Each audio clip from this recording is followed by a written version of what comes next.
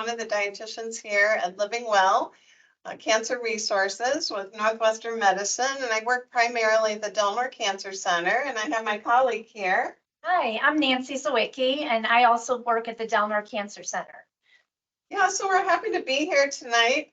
This is a third class of Being Well, and we have some friends here with us in person, and we're happy to have you guys there as well online. So that gives us the access all over the Northwestern Medicine campuses.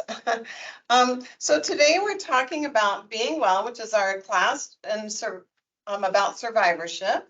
And the topic is maintaining a healthy weight. So you guys, if you've heard us talk before, you might know that we talk about the Mediterranean diet. And Nancy's going to talk a little bit about some of our next classes coming up. So we're here at the Northwestern Medicine Living Well Cancer Resources. It's a beautiful kitchen. We love coming here. I know when Mary and I saw this kitchen, we're like, we got to be here. So we offer Eating Well, which is for people who are active in treatment. And then Being Well is for people who are survivors. And as you know, the day you're diagnosed, you're a survivor. But this class is meant to be when you're done with treatment and you're moving on to the next phase. So this class is part of a 6-week series. And we're on week 3, which is Eating Well for Survivorship, Maintaining a Healthy Weight. We focus on the Mediterranean way of eating. It's evidence-based. And you're going to hear this over and over in all of our classes. But it's just really good for really everybody, for diabetes and heart disease, even like Alzheimer's. But emphasis is on eating more poultry and fish, increasing our servings of fruit and vegetables. And we prefer fresh, but even frozen is fine. Using healthy fats like olive oil, and then you can get fats from nuts and avocado, low-fat dairy, and then adding whole grains whenever possible. So if you instead of getting white bread, you can get a whole grain bread. And then part of the Mediterranean is the lifestyle aspect, which is getting daily exercise and reducing stress. So taking a walk is a great way to reduce stress. So Mary's going to talk more about the Mediterranean. Yeah, the Mediterranean diet, the reason why we are recommending it is because it's part of the vast evidence-based research done by the American Institute for Cancer Research, the American Cancer Society, and also the Academy of Nutrition and Dietetics. So the Mediterranean diet is part of those guidelines. It really emphasizes plant foods, but I feel like we hear a lot of times at the Cancer Center, oh, I can't, the Mediterranean diet is too many plants, or it's all lentils or something like that. And we're here to tell you that it isn't. It's just really increasing your fruits and vegetables, as Nancy mentioned, and making sure you're getting chicken and fish in the diet, the healthy fats, and, whole grains and low-fat dairy. Those are all part of it. So the focus tonight is about healthy weight. So those are the key things that we talk about in survivorship is healthy eating, healthy weight, activity, and stress reduction. So healthy weight, we want to talk about how that can be different for everyone, really. Everybody's bodies are different, your activity levels different, age, and things like that. So Nancy's going to talk a little more about that. She was getting carried away. I'm like, it's my slide. It made me doubt myself over here too. So I was like, go there, sure. Yeah. Anyhow, healthy weight, like people who are breast cancer survivors and they get done with treatment and now, they're worried about gaining weight because some of the anti-estrogen medications do have that side effect. And I'm a cancer survivor too with that. And so what I find best is stay on top of it. Weigh yourself almost daily or every other day, just to stay in check that your weight is staying steady. And that can be a goal for people, is just to maintain their weight and not worry about weight loss. Everyone's healthy weight depends upon themselves, like their gender, their age. And we're not saying you have to get back to your high school weight. Like I would be skin and bones, because you're still growing then. So everyone kind of has an idea what weight they feel best at. And we want it to be realistic, because sometimes having a few extra pounds is good. It's a little buffer in case something happens. We use like the BMI guide. It's a tool that we use to give you a range of you know, what a healthy weight would be, but it may not be right for everybody because of your bone structure or how you're used to feeling. I was listening to a podcast recently and I thought this was so simplistic. I won't give the source, but the guy said, keep it to yourself. If you're trying to lose weight, keep it to yourself. Like, let it be your own personal thing and walk daily and stay away from the processed foods and the sweets and, you know, like enjoy food and eat plenty of fruits and vegetables and it kind of can take care of things. So I don't know. I just feel like sometimes when I grocery shop, those old rules of don't go hungry, you know, have eaten so you're full, so that those end caps aren't popping out at you and you end up in your cart and you're like, why did I even buy this? You know, because recently I went shopping and I did the produce section, had to get some paper towels, but I didn't go up and down the aisles and my bill was pretty reasonable, you know, but it's all that snack stuff that can really add up. And anyhow, we're all human, so we just sometimes have to just what do you call it? Like restart yourself, you know? Restart, yeah. Yeah. Yeah, well, and Nancy and I work together, so often that sometimes we are, going over each other's words because we know each other so well that we might slip into each other's slides a little bit. I say stay in your lane. But healthy weight kind of goes right into the next slide about BMI, just making Yeah. sure that the healthy BMI, you know, the thing to keep in mind about this is that it's a number, okay? So a lot of times you may hear from a health professional that this is your BMI and we need to be, you know, aware of that. And, you know, it could be for 18-year-olds, the BMI is a little bit lower, what's expected, and for 65-year-olds, a little bit higher, 22 to 24.9.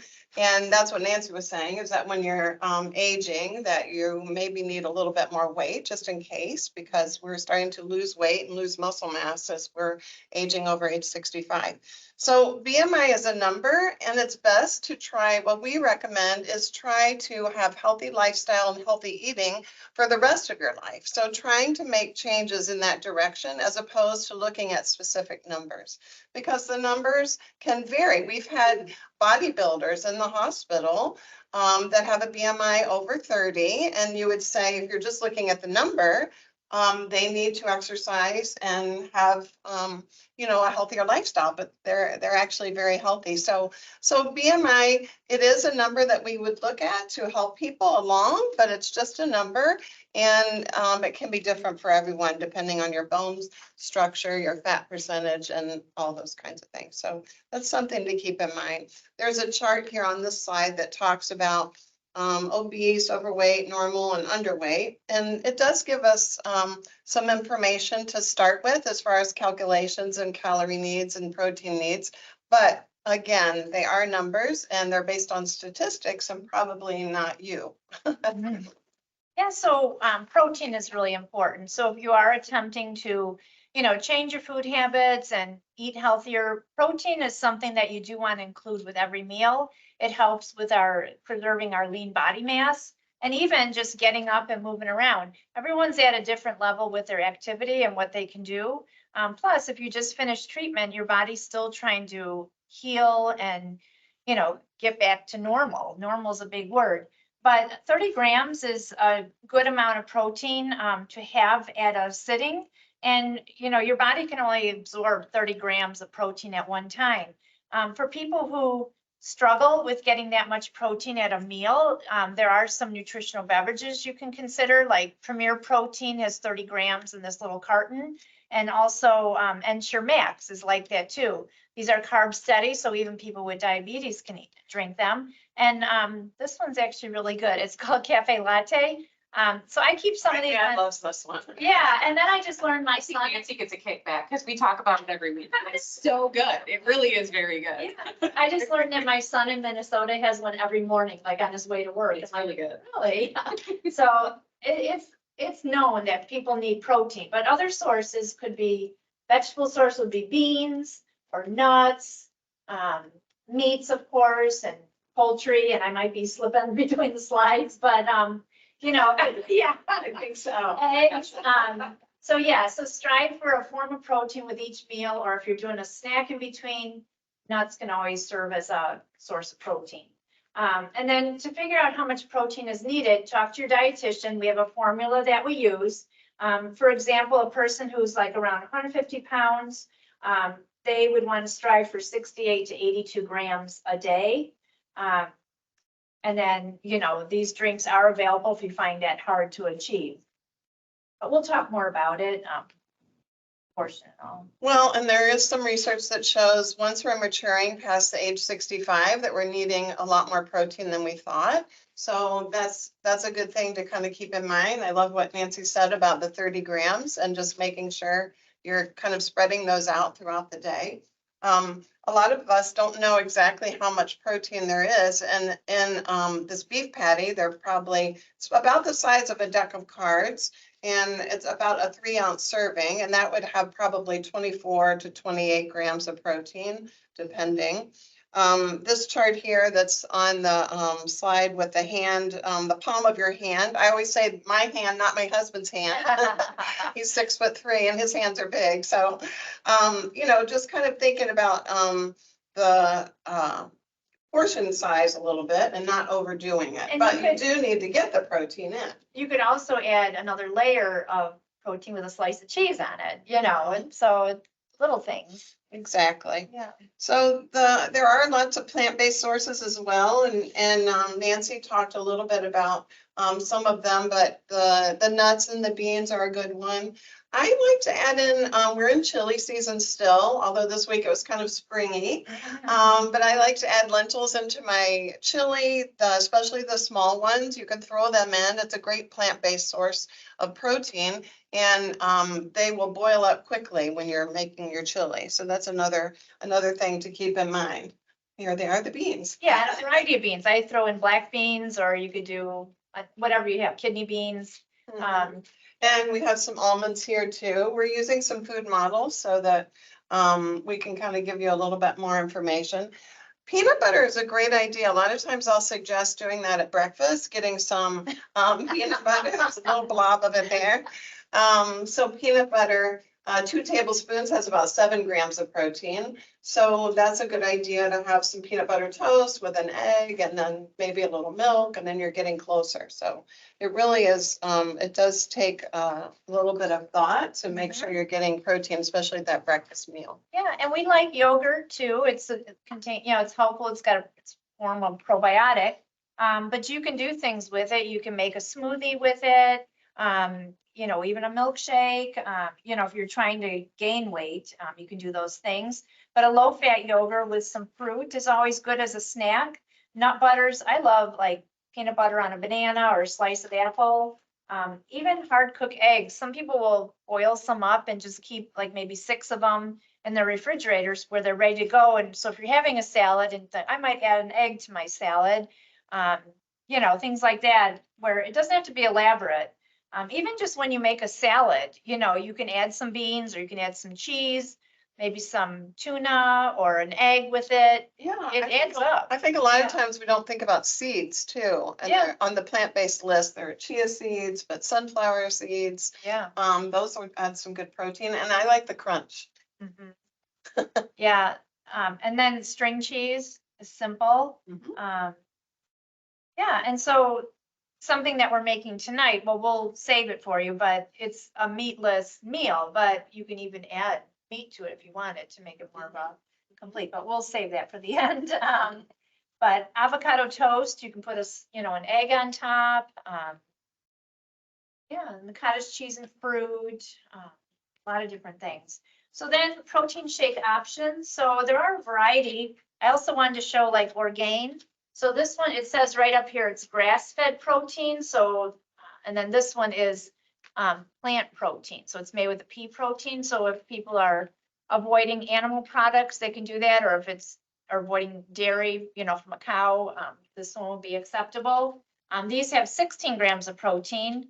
But then again, these are the ones that are really popular because you get a little bit more bang for your buck, you know, with that. Thing I want to look up is if you can warm this. You think you can? Yeah, Yeah, because I'm thinking sometimes cold, like if I were to drink this in the morning, it's kind of cold. So I thought maybe kind of fun to just warm it up, almost like a hot chocolate kind of and sip it. I would think you can, but I still want to just Google it and see.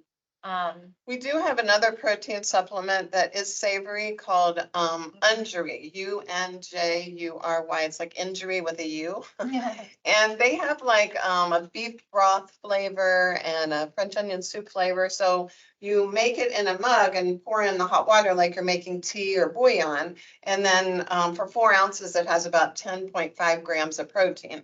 We just always ask if you have a seafood allergy because it's made in a plant with seafood. It doesn't have any shrimp or anything in it, but The only thing with those drinks or, you know, the the supplement, yeah. broth type thing is you have to have a thermometer because you can't go over 140 degrees. Otherwise it changes. Pardon me? I Googled it. Yeah.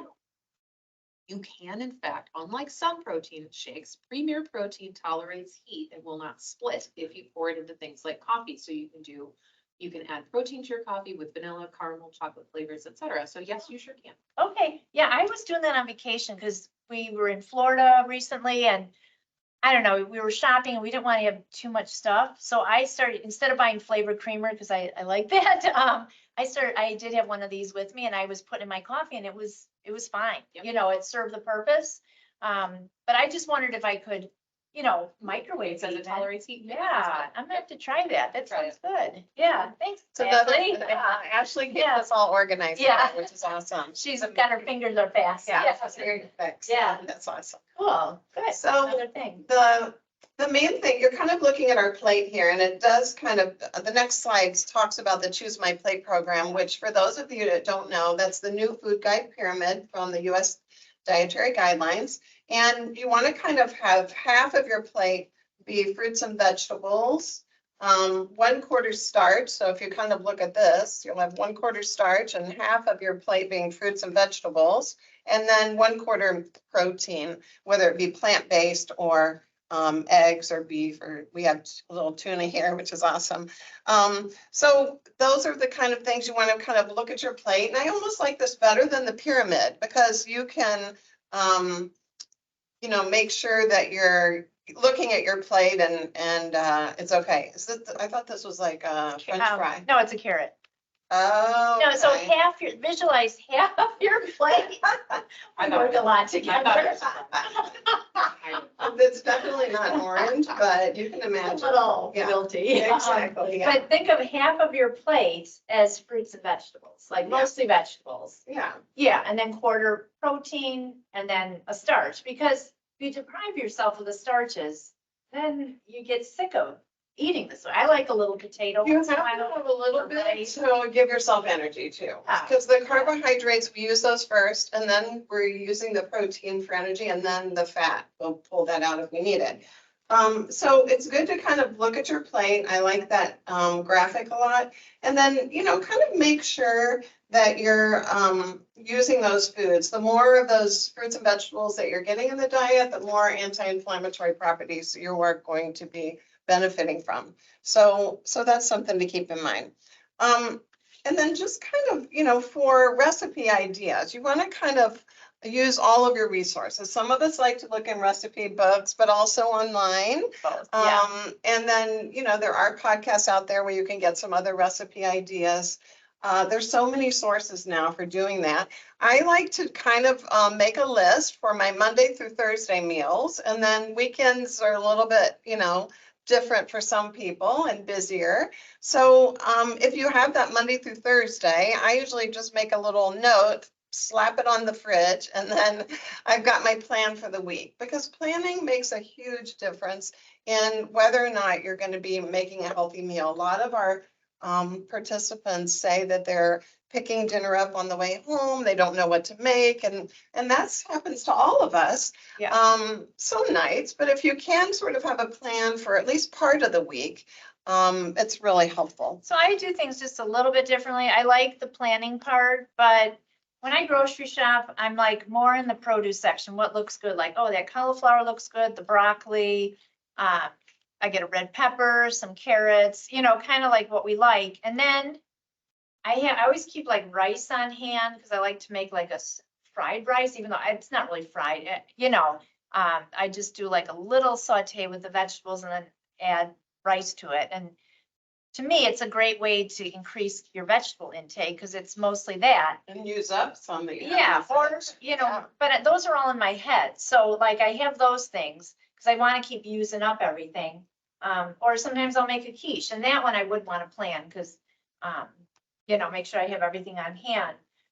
But I think you have a few staple recipes that you fall back on, that are quick and easy, to make. Yeah, So even if sure. I was gonna do like pasta, say, Mhm. maybe with some meat, but then with my sauce, I do like a red pepper, if I have a zucchini, maybe some onion, I cut that up and cook it up and then add a little sauce and then serve it over whole grain pasta and then, And you really want to use, just like Nancy was saying, use a variety of vegetables so that you're kind of eating from the rainbow. But kind of monitor your portions. Like if you are having rice or pasta, a portion size is good to kind of familiarize yourself Yeah. with, would be like a 1 cup portion. And especially with casseroles, I feel like a lot of times we think, well, this is our only part of our meal, so we're gonna have a big plate of casserole. So we want to make sure, it used to be that you would have a big plate of spaghetti and sauce and meatballs and then a tiny little side salad. So now we're saying, okay, maybe the spaghetti should be over here and the salad should be half the plate over here. So kind of, be aware of your portions. And And I love this next slide for sizing. I was gonna skip it because I kind of talked about it. Well, I Talked about think the deck of cards, yeah, I So, think that's a good idea. anyhow, we're gonna skip to the bagel. Years ago, like, do you remember Lenders? Like they were little bagels. You found them in the freezer section.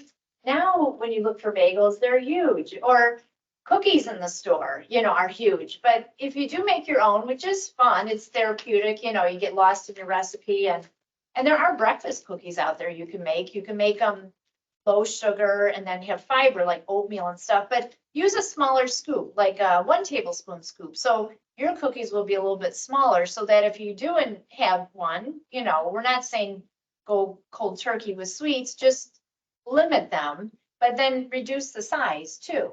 And Yeah. sometimes with a bagel, I might just put peanut butter on rather than a cream cheese because then I'm getting a little protein that A little way. more protein with and it. healthier fat for you too, right? Yeah. So this next slide really talks about portions, and I feel like the plates in restaurants are so big that and the portions are huge too. So, a lot of times if you want, you can even cut your meal in Yes. half and save it for lunch the That's next what I day. do. Yeah. But really, if we had my grandmother's plate is about this big, and if you guys can see it online, more like a saucer. And that was their main dish, right? So now if we went to a restaurant and got a plate that size, we would complain to the manager, I think, yeah. Yeah. So, kind of, you can see the difference between the burgers here, and there's about 400 calories in difference, and the portions are just a little bit too big. So just kind of keep that in mind. I love the next slide where we're talking about saving some of those portions, your meal prepping where you can do that. And even if you don't meal prep a lot of meals and, make it like beautiful with all these colors and if you're just making extra chicken and you save that for the next day and then you do something with it as, putting it on pasta or putting it even in a quiche or something like that, a stir fry. Try to think ahead about how you can portion those out and do some meal prepping So for that. that was also part of that podcast was, which I forgot to mention, was getting away from fast food restaurants. Cause after a while, like when I drive by some, like, through my route where I was going and I smell all that oil and stuff, it just turns me off. But something that I recently started buying are some of those little salad kits in the store. Like they all have it, like Aldi's and Trader Joe's and all the places. And, the dressing's separate and then the veggies. And so I'll take that for lunch. I'll use probably half the bag, put in a little dish. And I sometimes doctor it up with some carrots and cucumber, maybe some tomatoes, and then have that for lunch and maybe add a protein source, but depending on what comes in this thing. But those are convenient. But I like doing the salads for lunch. And then just tips for meal planning is build around your entree, like, I think we all keep like different meats in our freezer, whether it's poultry and fish and things like that. And so when you do your dinner, like I know a lot of people use air fryers now, or you can just do your regular way of cooking. Just have your meat and then have vegetables. And if you want like a small potato, that's it. You don't need to roll with it. And, it doesn't have to be this elaborate meal, but you're getting protein, you're getting a lot of vegetables and then smaller starch. Oh, And crock pots are wonderful, to, put like a pork tenderloin in there and let it slow cook. And then you can even do like a salad with that. Like, I don't know, there's some recipes well, where and you I can, think sometimes we think you can only have a salad and then you have to have something else, but you Right. can also have salad and then vegetables and then, or they call it a your main bowl course. too, a bowl. Have Exactly. your raw veggies and your meat. Like I love those Skinny Mhm. Taste cookbooks. There's like about 4, and I like cookbooks that have a picture because that's how I choose my recipes, is what it looks like. It has those nice ingredients, and recipes you want to have full of color too. The vegetables have the rainbow of colors, like using some red cabbage in your salad, and just because they all contribute different nutrition. And then it's good to have the leftovers too, because you can have it for another meal and, because you just don't want to overbuy. These days, things are so expensive. So, all right, on to healthy fat. We're watching our time, sorry. That was the nudge, like, look at the time. All right, and then your healthy oils too. We predominantly use olive oil, get the extra virgin olive oil. That way other oils aren't going rancid in the pantry because you weren't using them. And then avocados are wonderful, using that for a variety of recipes. And then adding nuts too, are healthy fats. So the Mediterranean diet, we really want to limit sodium, limit salt, limit sugar, and then really just, that's all part of the anti-inflammatory diet, and have less processed food. So we really want to make sure we're not overdoing it with carbohydrate foods. And, try to get that high in fiber food, the whole grains if possible. So brown rice, whole grain bread, we were talking about that earlier.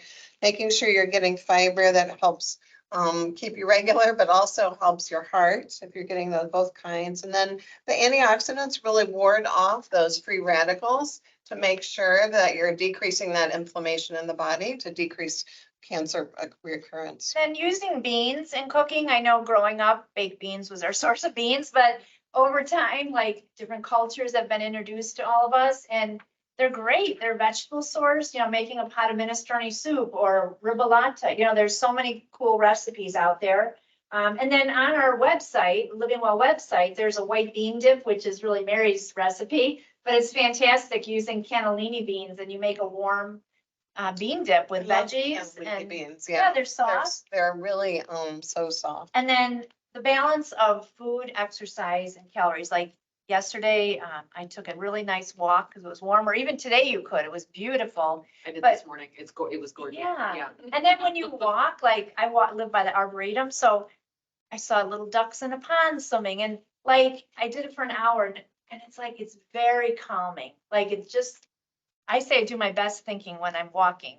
But that's going to be your daily mantra, and everyone's different where they're at with their activity level. But for me, getting a walk in each day, eating healthy, getting on the scale and go, phew, and then getting your fluids, and then making time for yourself every day to do something you enjoy, whether it's sewing or reading a book or anything, is really important. The current recommendation for activity is about 150 minutes a week, so about 30 minutes, 5 days a week. But I always tell people too, that if you're not having any kind of activity, you don't have to start with running 30 minutes. You can start with 5 minutes, just walking around your house, or walking up the stairs a few times, parking far away from the grocery store. Any way you can start to get that activity in is really And helpful. also getting up every hour, like if you're sitting in a chair get up and move around, keeps, everything going good. You don't get stiff and everything. The current recommendation from the American Cancer Society about fatigue is moving. And sometimes that's hard because you're not in the mood to move. But if you can, like Nancy said, get up and walk around. That's helpful. And getting good shoes, like good walking shoes, because you got to protect your feet. And then just being careful so you don't trip and fall, like, it's just so easy. Accidents can just happen easily. So not, being risky or anything. And then you want to sum up the Mediterranean diet for us? Yeah, so this is how we always try to eat too. It's plant-based. It's with healthy meals and snacks using the fresh foods, predominantly from the produce section. Eating a variety of like 5 to 7 servings of fruits and vegetables a day, more emphasis on vegetables, eating for color, eating a variety, and not zeroing on one food. You want to keep it moderation and variety. So it's a balance. That rainbow again, right? Yeah, and then when you do select red things like pasta, try to get the whole grain pasta, or there's some lentil pasta, brown rice, but occasional white rice is okay. And then your lean meats and watch the portion size. And then incorporating beans and legumes and nuts and seeds. And then using herbs and spices. We're not big on adding salt to a lot of things. We're more pepper, garlic, onion, and then fresh summer, herbs. Fresh herbs, We've got a beautiful garden out here right now. It's dormant, but we love it. We go out there and pick what we need for our recipes. And even at home, like think of that for the spring, like when you're planning, having your own little herb garden saves a lot of money and it's fun. And then just keep in mind, just managing the stress, like light a candle and relax and do things that you enjoy. Everyone has life stress, everyone. And it's how you got to take things a step at a time. And, we all have our ups and downs in life, and getting through them is so important, but you're not alone there. It's a fact of life, really. Well, and stress can make a difference in. Yeah, it's got to be managed though, in a way that you enjoy. Survivorship, yeah. Yeah. So Mary? So, so now we're getting ready to do our recipe demo.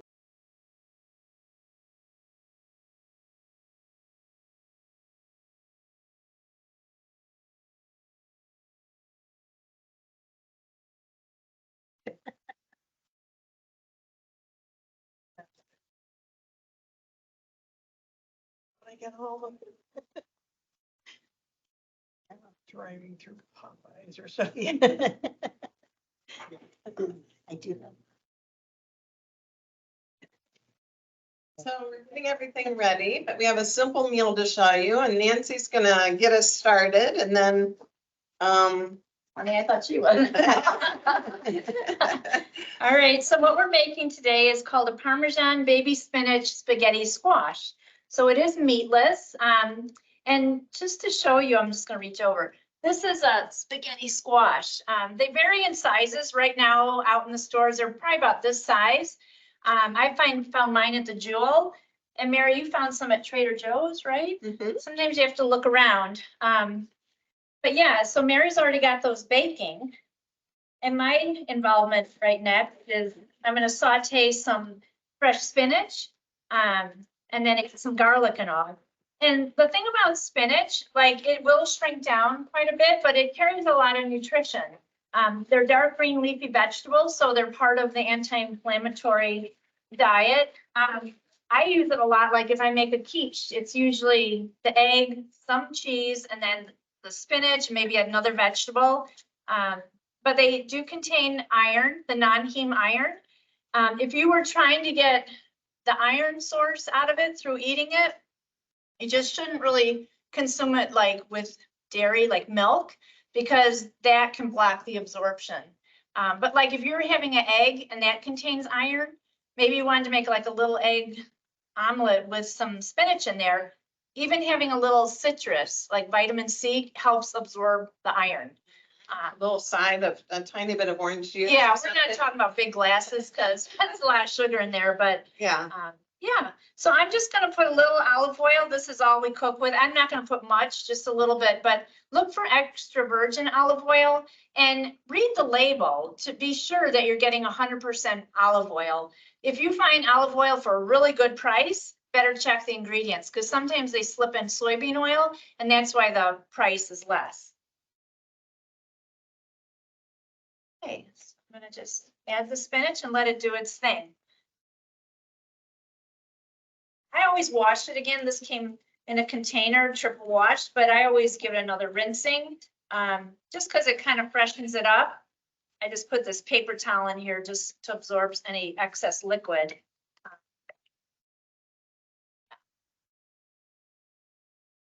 Put a lid on it, but that's okay, just to help it steam a little.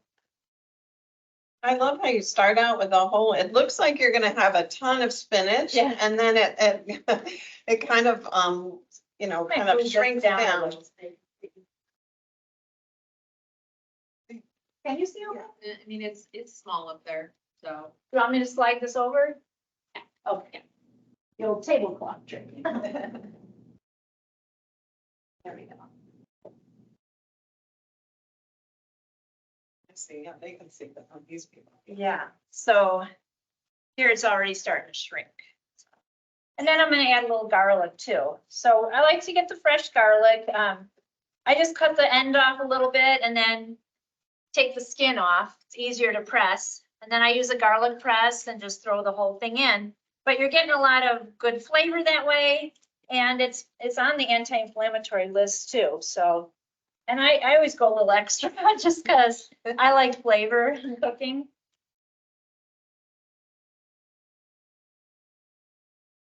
We tend to add a lot of fresh herbs and herbs in general to our cooking, just because other cultures seem to add more sometimes than our culture. So it does really help to give it flavor. And if it has more flavor, we're more likely to eat it and cook at home.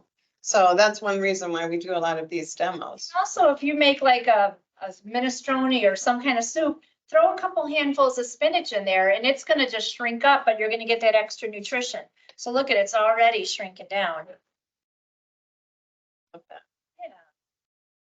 Yeah. So now I'm gonna, while she's finishing that up, we've already baked the spaghetti squash in, That's how it looked, yeah. She just cut I it have it right here. vertically. Oh, there you So, go. Yeah, so a trick for, a lot of times squash is a little intimidating. So there are a couple different tips as far as cutting the squash. One is I like to, you can take a fork and kind of make holes around the axis or the diameter like this. I guess it's not really the diameter, but around that way. And then you put it in the microwave for 1 minute. And then when you bring it out, it's a lot easier to cut. So that's a good tip to kind of remember, just 1 minute in the microwave. The other thing you can do is cut off the end so it's nice and flat. And then you can cut it this way and it's easier to do that too. So you can also cut it right in the middle and then put it this way and peel it with your knife that way. So don't be intimidated by it. It's so great, nutritious, and so tasty. So we're gonna take this, we roasted it at 425 for about 30 to 40 minutes, depending on your oven. And we're just gonna get all of the middle out of it. It's nice. You can kind of see here that it's easy to get out. It looks a little bit like pasta.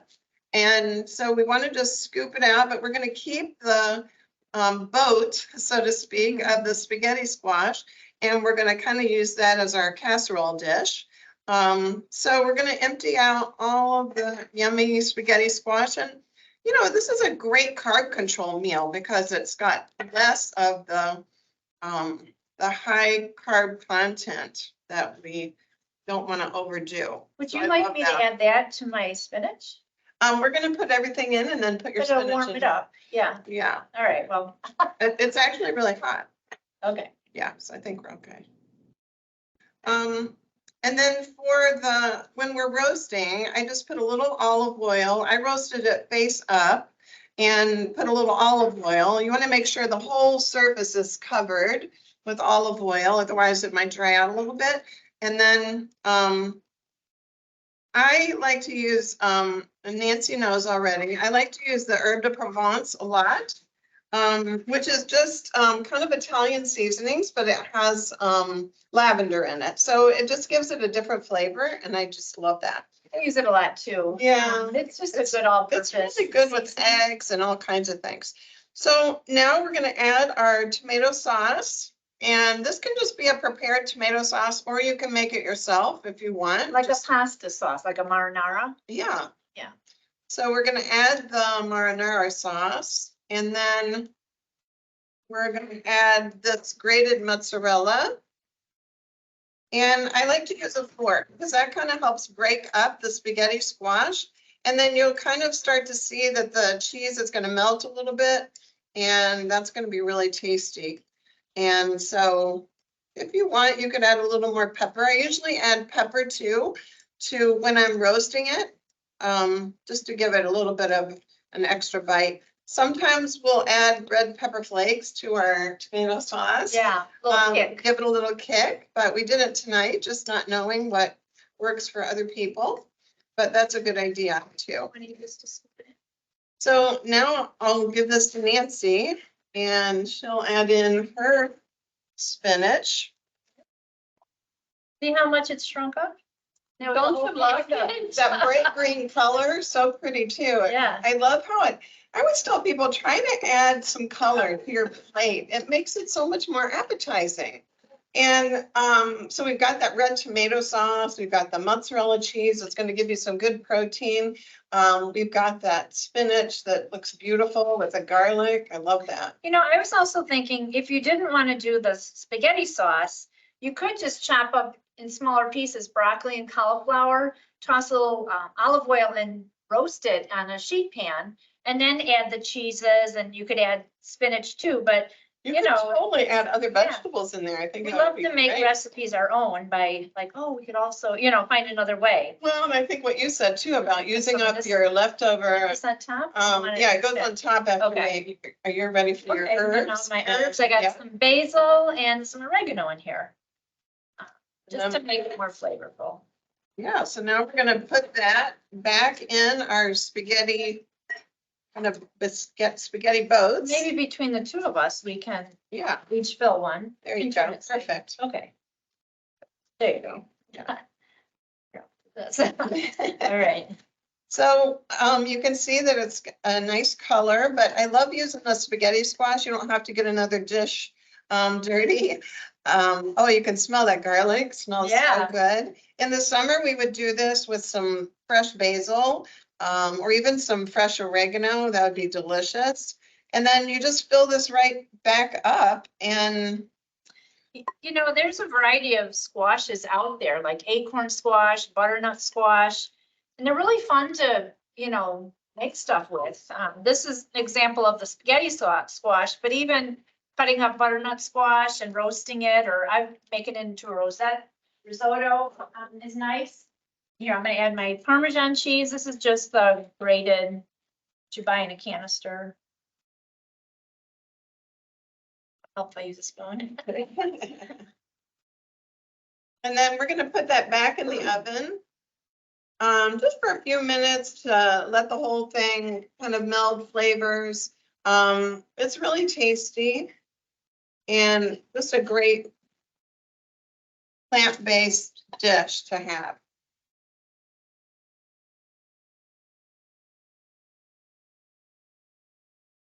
All So this right. could serve as a meal, and if the other people at home, if they're fine with just meatless, that's fine, but you could also, It's very filling. The chicken spaghetti on the side squash if you is very wanted. filling because it's really a vegetable. So it really keeps you full, which I really like too. yeah, It's got the cheese as a protein, but you could also add nuts to it if you wanted. That would be fine. I think it would be good with some blanched almonds right on top. Yeah. That would be tasty. But I like the idea of using the extra vegetables too. Chop them up small and add those in. That would give it some interesting sometimes texture people get too. that chicken sausage, Mm-hmm. where you can cook that up and slice it and just, people can eat it with that. If there's someone in the household that really wants meat with that dish. Yeah. But, no, it's good. So that is our food demo for tonight. And we're right on schedule, which is awesome. But we'll have a tasting here in the in Living Well. So if you can come next time, for those of you that are online, thank you for being there. Yeah. But if you can come and try our recipes with us, we love that. We're so excited that we're back in person finally. And Yeah. so we're trying to take advantage of that.